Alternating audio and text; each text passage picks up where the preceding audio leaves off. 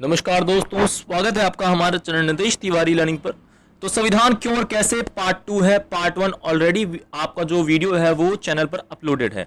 अगर आपने वो वीडियो अभी तक नहीं देखी है प्लीज जाकर देखो। बहुत ज्यादा इंपॉर्टेंट जो टॉपिक है वो बहुत अच्छे तरीके से हमने करवाया है, जिसमें संविधान क्या है, संविधान की कुल सदस्य संख्या क्या रही, भारत पाकिस्तान विभाजन के बाद क्या सदस्य संख्या रही, और भारतीय संविधान के कुल सदस्य जिन्होंने अंतिम हस्ताक्षर किए वे कितने थे और कब किया गया, और भारतीय संविधान कब बनकर तैयार हुआ, कब लागू हुआ, भारतीय संविधान का जो निर्माण है किसकी सिफारिश पर किया गया, और उद्देश्य प्रस्ताव जो है उसके प्रकार से उसका जो उद्देश्य था वो करवाया।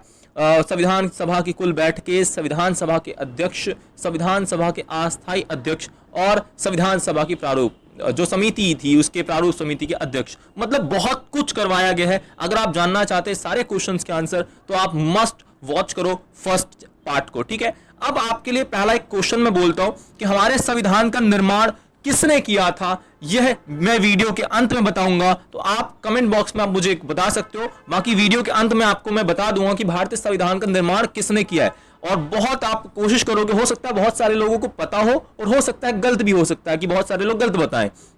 तो आइए स्टार्ट करते हैं बिना किसी देरी के।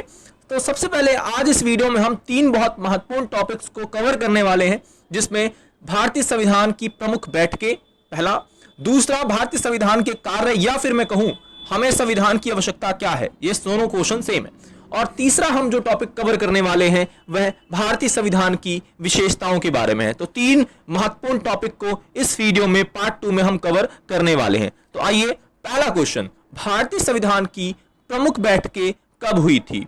देखिए भारतीय संविधान की प्रमुख बैठकें थी 3, जिसमें 9 दिसंबर 1946 को पहली बैठक होती है, और पहली बैठक में डॉक्टर सच्चिदानंद सिन्हा जी को संविधान सभा का अस्थायी अध्यक्ष बना दिया जाता है, क्योंकि वो सभा के सबसे वरिष्ठ एक प्रकार से सदस्यों में से एक थे, इसलिए उन्हें सभा का अध्यक्ष बना दिया गया। लेकिन 2 ही दिन के बाद, मतलब 10 दिसंबर अगर छोड़ दूं तो 11 दिसंबर 1946 को संविधान सभा की दूसरी बैठक होती है और डॉक्टर राजेंद्र प्रसाद जी को स्थायी अध्यक्ष बना दिया जाता है।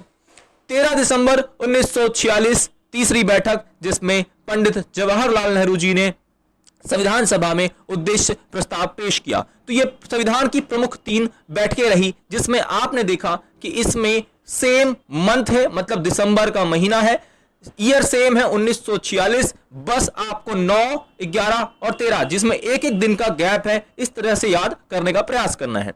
दूसरा टॉपिक, भारतीय संविधान के कार्य क्या है, या मैं कहूं कि हमें संविधान की आवश्यकता क्या है।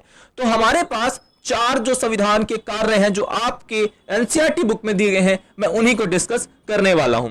तो संविधान का पहला कार्य है बुनियादी नियमों का एक ऐसा समूह उपलब्ध करवाना जिससे समाज के सभी सदस्यों में एक न्यूनतम समन्वय और विश्वास बना रहे। अच्छा, इसका क्या मतलब हुआ? इसका यह मतलब होता है कि संविधान जो है हमें एक ऐसा ढांचा बना के देगा, एक ऐसी व्यवस्था करके देगा जिसमें हमारे समाज में लोगों में तालमेल, समन्वय का मतलब होता है तालमेल, और विश्वास मतलब विश्वास, ट्रस्ट लोगों में आपस में बना रहे और देश जो हमारा है आगे बढ़ सके। संविधान का दूसरा कार्य है समाज में निर्णय लेने की शक्ति, मतलब कि डिसीजन कौन लेगा, किस प्रकार की सरकार बनेगी, किस प्रकार उसका व्यवस्था चलेगी, यह सब हमारा संविधान डिसाइड करता है। तो दूसरा संविधान का कार्य है समाज में निर्णय लेने की शक्ति किसके पास होगी। संविधान यह भी तय करता है कि सरकार कैसे निर्मित होगी।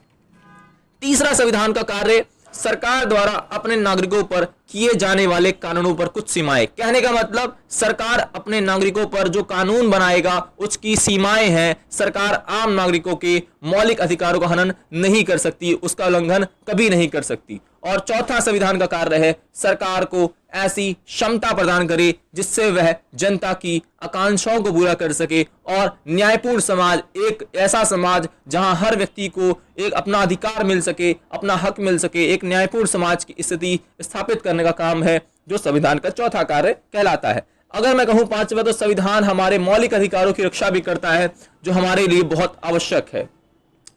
आखिरी प्रश्न हमारा है कि भारतीय संविधान की विशेषताएं बताइए। देखिए भारतीय संविधान की विशेषताएं बहुत हैं, हम कुछ कम से कम 7-8 विशेषताएं तो करने वाले हैं। देखो यार, भारत का संविधान विश्व का सबसे बड़ा संविधान है और लिखित संविधान है। भारत का संविधान क्या है? विश्व का सबसे बड़ा और लिखित संविधान है। इसमें बहुत सारे जो देश हैं उनसे व्यवस्थाएं ली गई हैं। दूसरा, विभिन्न स्रोतों से लिया गया संविधान। कहने का मतलब हमने अमेरिका से मौलिक अधिकार लिए, हमने फ्रांस से समानता, स्वतंत्रता और बंधुत्व लिया, हमने मौलिक कर्तव्य आपका ब्रिटेन, आपका सोवियत संघ से लिया। तो बहुत कुछ हमने बहुत सारे देशों से लिया है। तीसरा, कठोर और लचीलेपन का मिश्रण। भारतीय जो संविधान है उसमें कठोरता भी है और लचीलापन भी है। मतलब वह एक नारियल की तरह है जिसमें बाहर से तो कठोर है लेकिन अंदर से बहुत ज्यादा लचीला है एक प्रकार से।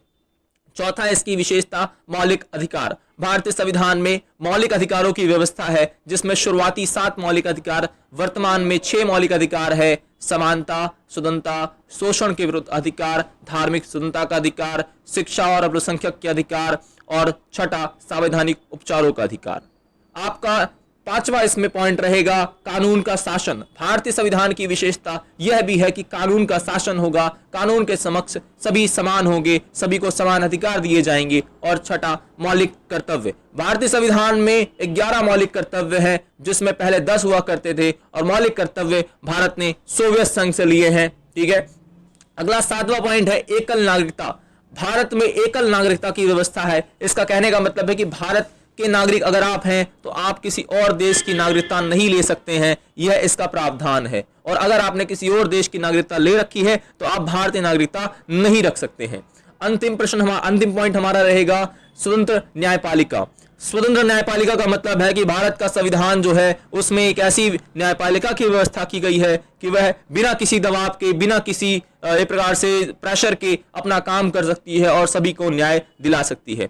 देखिए, इसके 3 महत्वपूर्ण टॉपिकों को मैंने कवर किया है। आप चाहते हैं ऐसी और अमेजिंग वीडियोस को देखना तो प्लीज चैनल को सब्सक्राइब कर लें, लाइक करें और ज्यादा से ज्यादा शेयर करें ताकि आपके एग्जाम तक एक अच्छा कंटेंट आपको मिल सके। जय हिंद, जय भारत।